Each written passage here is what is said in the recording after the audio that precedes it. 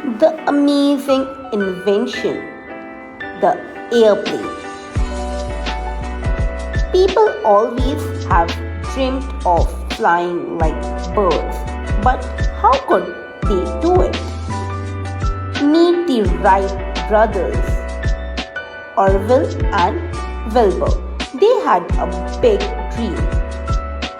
In 1903, the Wright brothers built the first airplane. They made history with a short flight.